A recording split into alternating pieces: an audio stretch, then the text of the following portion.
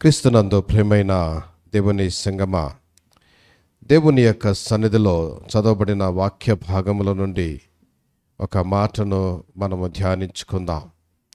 వారి ద్రాక్షారసము క్రూర సర్పముల విషము, నాగుపాముల క్రూర విషము. ప్రియమైన దేవుని సంగమా, దేవుని మాట జాగ్రత్తగా గమనించినట్లయితే, దేవునిని విడిచిన వారు దేవుని యొక్క ధర్మశాస్త్రమును పాటించకుండా లోకమును, లోకపు యొక్క ఆశల వైపు వెళుతూ దానిని ప్రేమించుచున్నటువంటి ప్రజలు, వారిని గూర్చినటువంటి మాటలు చెప్పబడుతూ ఉంటున్నాయి. ఆ మాటలు గమనించినట్లయితే 29వ వచనంలో ఒక మాట ఉంది. వారి జ్ఞానము తెచ్చుకొని దీన్ని తలపోసి తమ కడవరి స్థితి యోచించుట మేలు. ప్రతి వ్యక్తి కూడా తన యొక్క కడవరి స్థితిని యోచించుట మేలై ఉన్నది. ప్రతి వ్యక్తి కూడా వారి యొక్క కడవరి స్థితి, వారి చివరి కాలము లేక వారి అంతం ఏమై ఉన్నది అని వారు యోచించుట ఏంటంటండి మేలు అని వాక్యం సెలవిస్తూ ఉంటుంది. ఈ దినాలలో ప్రజలు దానిని గమనించటం లేదు. ఆ యొక్క దేవుని యొక్క బిడలమైనటువంటి మనం, ఆయన యొక్క రక్తము చేత విమోచించబడినటువంటి మనం ఒకసారి మనములు కూడా మనము ప్రశ్నించుకోవలసిన వారమై ఉంటున్నాం. మన యొక్క కడవరి కాలము ఏమై ఉన్నది అని ప్రశ్నించుకోవాలి. ప్రియమైన దేవుని సంగమా, దేవుని సన్నిధిలో జాగ్రత్తగా మనము గమనించవలసినటువంటి మాట, మన యొక్క కడవరి స్థితిని గురించి మనము ఆలోచించవలసిన వారమై ఉంటున్నాం. ఆ స్థితిని మనము యోచించుట మనకు మేలు. మనం ఏమనుకుంటామంటే, రేపటి కాలం గురించి మనం ఆలోచించాలి, ఓ మంచి ఇల్లు కట్టుకోవాలి, రేపు నా పిల్లలకు ఆశ్రయం ఉండాలి, అది కావాలి ఇది కావాలని మనం యోచించుకుంటూ ఉంటాం. కానీ స్థితిని గూర్చి మనం ఎవరు కూడా గమనించటలేదు. రేపేమైపోతుందో నా పరిస్థితి, నా యొక్క కడవరి దశ ఎలాగుంటుందో అని గమనించటం లేదు. మనం చూస్తూ ఉంటాం, వింటూ ఉంటాం. అనేక మంది గొప్ప గొప్ప వాళ్ళు కూడా వారి యొక్క దీనస్థితి, వారి యొక్క కడవరి స్థితిలో, చాలా అవసాన స్థితిలో వారు ఉంటూ ఉంటున్నారు. ప్రియమైన దేవుని సంగమా, దేవుని మాటలు జాగ్రత్తగా గమనించవలసిన వారమై ఉంటున్నాం. దిద్దుబాటు సమయమున మనము దిద్దుబాటునకు లోబడవలసిన వారమై ఉంటున్నాం. దేవుడు హెచ్చరించు సమయమున మనము హెచ్చరింపులకు లోబడవలసిన వారమై ఉంటున్నాం. ఇంకా పర్వాలేదులే, చూసుకుందాములే అనుకుంటే కుదరదు.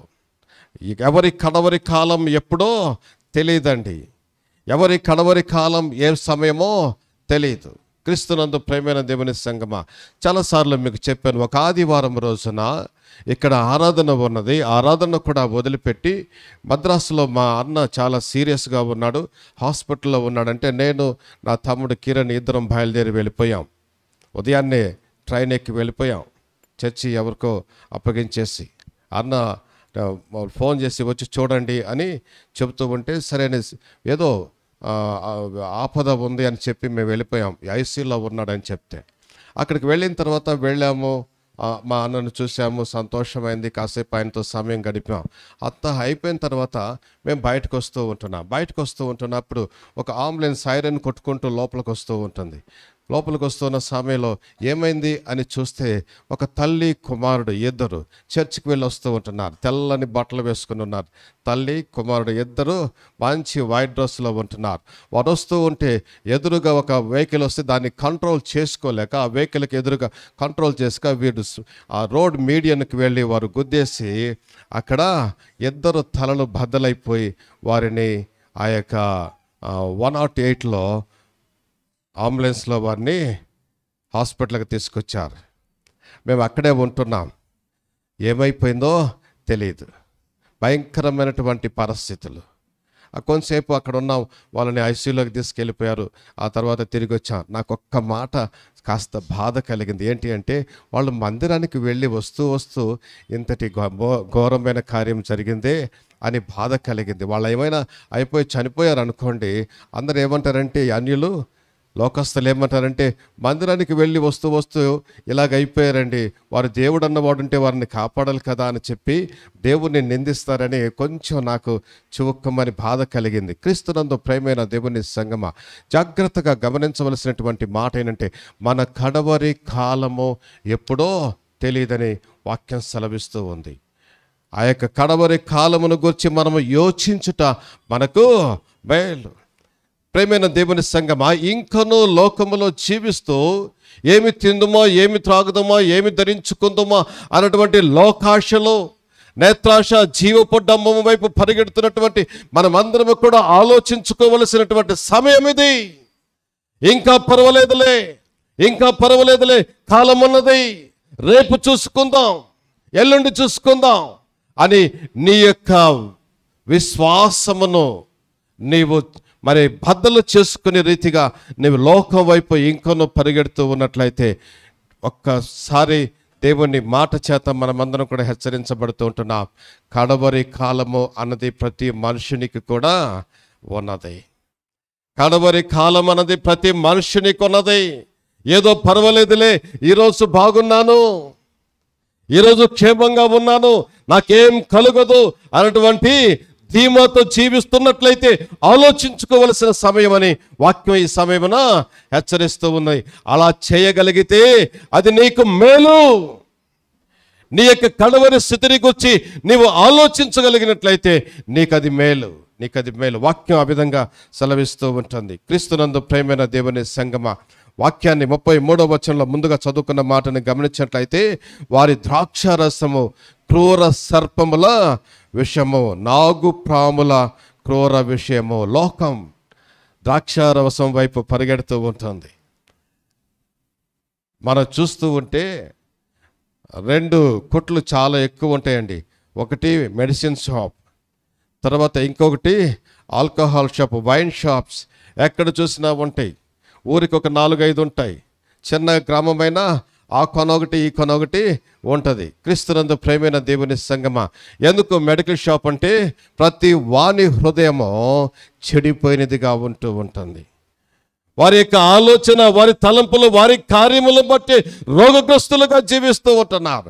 డాక్టర్ దగ్గరికి వెళ్ళి, మీరు ఎవరైనా ఏదైనా నాకు ఫలానా జబ్బు అని చెప్పండి, డాక్టర్ వెంటనే ఏమంటారంటే, నీకేదైనా చింత ఉందా, ఏదైనా బాధలు ఉన్నాయా, దేని గురించైనా నీవు ఆలోచిస్తూ ఉంటావా అని ప్రశ్నిస్తారు. ఎవరైనా గ్యాస్ట్రిక్ అని చెప్పి వెళ్ళండి, గ్యాస్ట్రిక్ అంటే ఏదో తింటే గ్యాస్ట్రిక్ జబ్బు వస్తుందని అనుకుంటాం. కానీ డాక్టర్ గారు ఏమడుతారంటే, ఏదైనా చింతలు ఉన్నాయా నీకు అని అంటారు. అంటే నీకు చింతలుంటే నీవు తీసుకునేటువంటి ఆహారము కూడా నీకు సహకరించదు.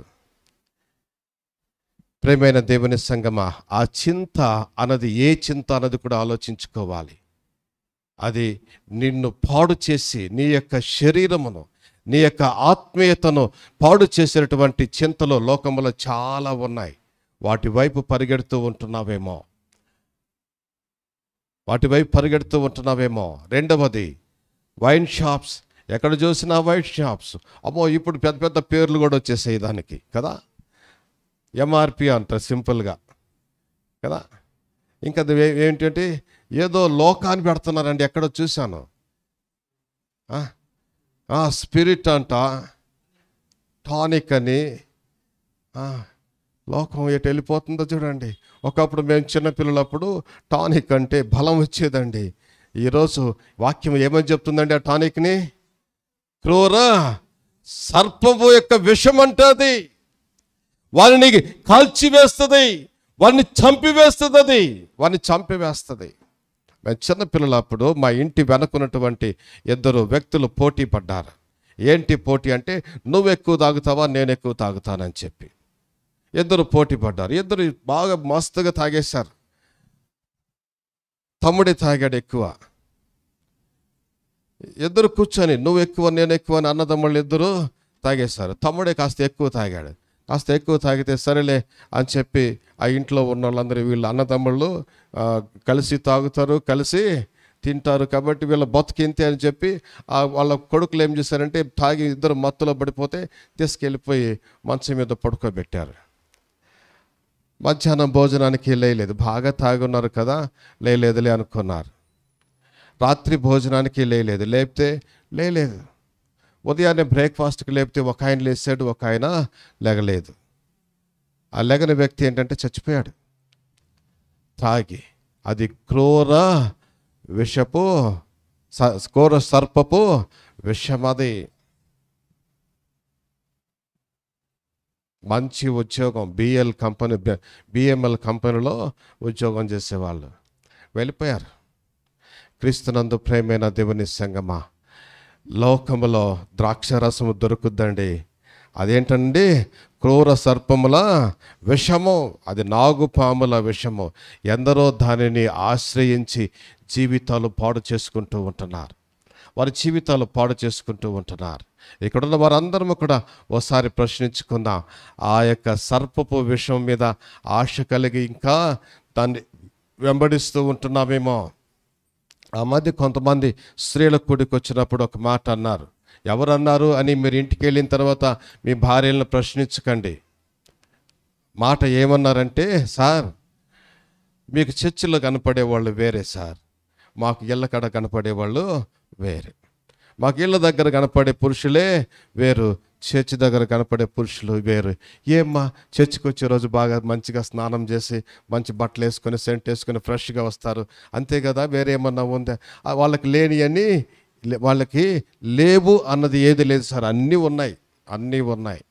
ప్రేమైన దేవుని సంగమా, అవి క్రూర సర్పపు విషం. వాటిని ఆశ్రయించకండి. ప్రభు నిన్ను విషముతో నిన్ను చంపివేసే దానికి మీరు ప్రయాసపడకండి. ఆహారము కాని దాని కొరకు మీరెందుకు రోకలిచ్చెదరు అని వాక్యం సెలవిస్తూ ఉంటుంది. ప్రభు వైపు చూద్దాం. నీకేదైనా ప్రభు ఎదుట నిలబడటానికి నీకు అభ్యంతర కారణముగా ఉన్నది ఏదైనా ఉన్నట్లయితే దాన్ని విడిచిపెడదాం.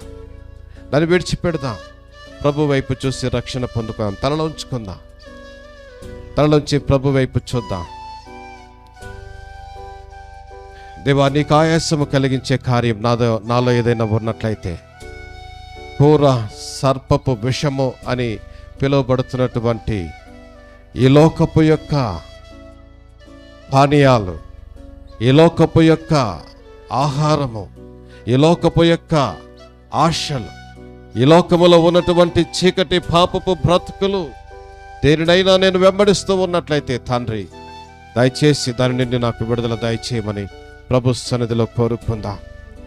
ప్రభుని అడుగుదాం.